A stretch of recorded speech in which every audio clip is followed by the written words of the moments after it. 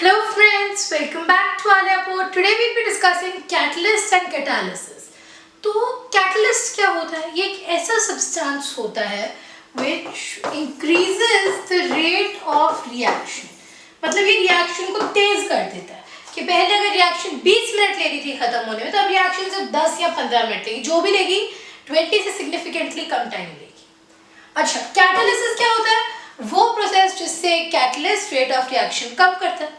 जैसे मान लो KClO3, इसका डीकम्पोजिशन होता है तो KCl और ऑक्सीजन गैस बनती है, राइट.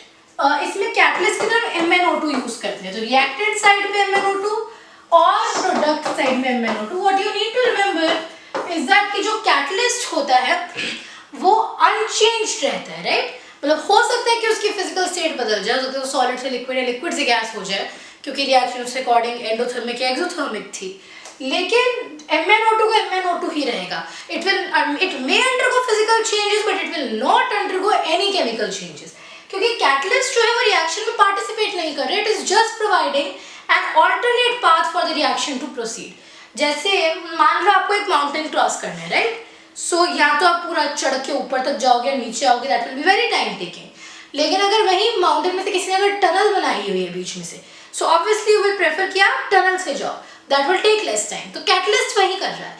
अगर कैटलिस्ट ना हो तो पूरा पहाड़ चढ़ के जाना पड़ेगा, लेकिन कैटलिस्ट की वजह से बीच कैटलिस्ट जो है वो टनल बना रहा है. कैटलिस्ट से टनल से जा सकते हो, जो रेट ऑफ रिएक्शन जो स्पीड बढ़ा देगा, राइट. अगर हमें समझना हो तो ऐसे. अच्छा, एक कैटलिस्ट है वो है जो रेट ऑफ रिएक्शन बढ़ाता है, ऑल्टर नहीं करता. जो रेट ऑफ रिएक्शन कम करता है उसे कहा जाता है इनहिबिटर. जो रेट ऑफ रिएक्शन कम करता है उसे कहा जाता है इनहिबिटर. एक और जरूरी चीज,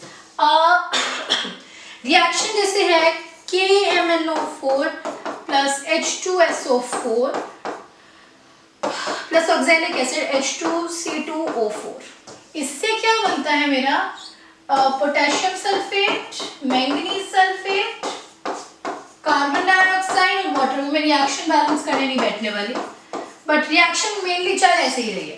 तो पहले क्या होगा, जो KMnO4 का वायलेट कलर है धीरे धीरे कम होना शुरू होगा, लेकिन फिर एकदम से रेट बढ़ जाएगा, एकदम से फटाफट रिएक्शन हो, एकदम से रेट ऑफ रिएक्शन इंक्रीज हो. क्यों? क्योंकि इस रिएक्शन में जो प्रोडक्ट की तरह मैंगनीज सल्फेट बन रहा है, this will act as a catalyst. तो जिन रिएक्शंस में प्रोडक्ट ही फिर आगे आके कैटलिस्ट एक्ट करते हैं, जैसे यहाँ पे मैंगनीज सल्फेट एक्ट कर रहा है, तो ऐसे रिएक्शंस में हम कहते हैं ऑटो कैटलिस्ट, क्योंकि ऑटोमेटिकली यहाँ कैटलिस्ट बन रहा है, हमें एडिशनल डालने की जरूरत नहीं है. कोई भी अगर एग्जांपल देना हो, ये रिएक्शन याद रखो, this is a very trustworthy reaction. अच्छा, इन कैटलिस्ट आपको ध्यान रखना है, रिएक्शन मिक्सचर में कैटलिस्ट का अमाउंट बहुत कम होना चाहिए. So catalyst should be less than equal to 1% of reaction mixture. अगर इससे ज्यादा हो जाए then the catalyst will start to behave like a reactant. So the catalyst must be less than equal to 1% of the reaction mixture, or else it will behave as a reactant. Catalyst का काम क्या है exactly? To lower activation energy. Okay. ये reaction कैसे होती है? दो reactant के मॉलिक्यूल्स हैं, जब वो कोलाइड करेंगे, अगर वो सफिशिएंट एनर्जी के साथ कोलाइड करते हैं, थ्रेशोल्ड एनर्जी, अगर उसके उतनी एनर्जी के साथ कोलाइड करते हैं, तो उनके जो एटम्स हैं वो आपस में रीअरेंज हो जाते हैं और रिएक्टेंट सिंपल प्रोडक्ट बन जाते हैं. एक रिएक्शन अगर सबसे सिंपल टर्म्स में बात करें तो यही होती है, reactant molecule, enough energy, boom, rearrangement, product. Layman terms में रिएक्शन ऐसे होती है, राइट. अच्छा, जिन पार्टिकल्स, जिन मॉलिक्यूल्स के पास वो सफिशिएंट एनर्जी है, थ्रेशोल्ड एनर्जी, एक्टिवेशन एनर्जी, जितने मॉलिक्यूल्स के पास उतनी एनर्जी है, सिर्फ उतनी ही कोलिजन सक्सेसफुल होंगी, राइट. अच्छा, कैटलिस्ट का काम क्या है? वो ये एनर्जी कम कर देगा. अगर कम, अच्छा जे का एग्जाम ही ले लेते हैं. जिस साल ज्यादा कट ऑफ चाहती है उस साल कम बच्चे क्वालिफाई करते हैं, क्योंकि ज्यादा मार्क्स लाने हैं, और वो कम क्या है? जिस साल कट ऑफ कम जाती है उस साल ज्यादा बच्चे क्वालिफाई करते हैं, क्योंकि थ्रेशोल्ड कम है, राइट. तो सिमिलरली जहां एक्टिवेशन एनर्जी ज्यादा है वहां कम मॉलिक्यूल्स होंगे, लेकिन जहां एक्टिवेशन एनर्जी कम है वो ज़्यादा सक्सेसफुल कोलिजन्स होगी और हर सक्सेसफुल कोलिजन में प्रोडक्ट बनता है। तो कैटलिस्ट का काम क्या है कि एक्टिवेशन एनर्जी थ्रेशोल्ड को कम करो, पेपर के कट ऑफ कम करो, तो उससे क्या होगा, ज़्यादा बच्चे क्वालिफाई करेंगे, यानी कि उससे ज़्यादा कोलिजन सक्सेसफुल होंगी, उससे रेट ऑफ रिएक्शन बढ़ेगा।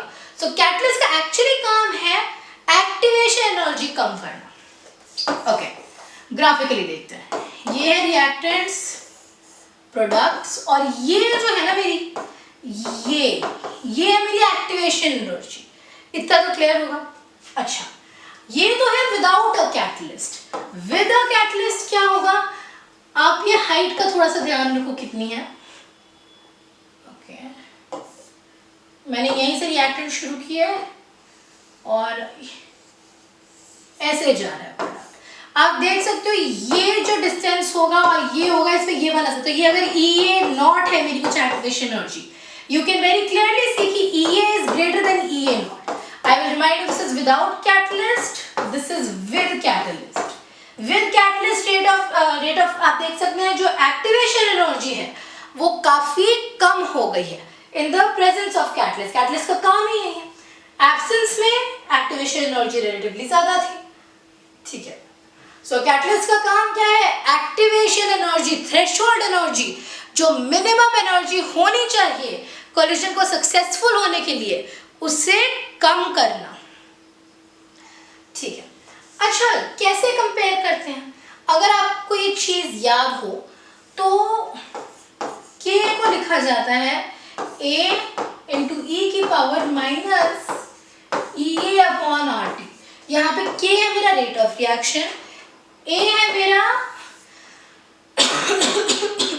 Collision frequency, right. ये मेरा कोलिजन फ्रीक्वेंसी है या फिर प्री एक्सपोनेंशियल फैक्टर है। ये बेसिकली क्या बता रहा है कि कितनी सक्सेसफुल कोलिजन है, एक तरीके से उसके एक्सप्लेनेशन है। प्री एक्सपोनेंशियल फैक्टर से कहते हैं या कोलिजन फ्रीक्वेंसी से कहते हैं।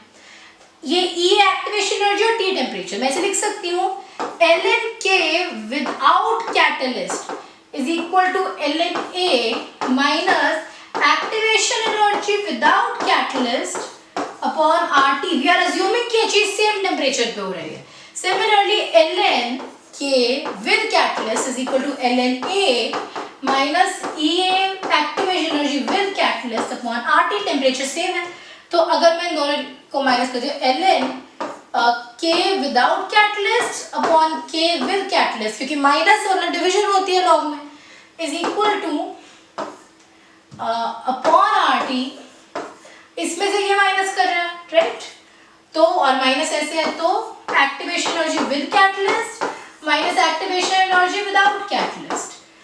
अच्छा, ऐसे पर अगर दोनों साइड -1 से मल्टीप्लाई कर दूं तो ये वो activation energy without catalyst minus activation energy with catalyst upon RT, और ये हुआ ln K with catalyst upon K without catalyst. अच्छा, ये जो चीज है विदाउट कैटलिस्ट ज्यादा एक्टिवेशन एनर्जी, तो ये पूरी चीज 0 से बड़ी है, मतलब ये चीज 1 से बड़ी है, मतलब K with catalyst is greater than K without catalyst, जो हमें ऑलरेडी पता था कि कैटलिस्ट का काम क्या है, रेट ऑफ रिएक्शन बढ़ाना।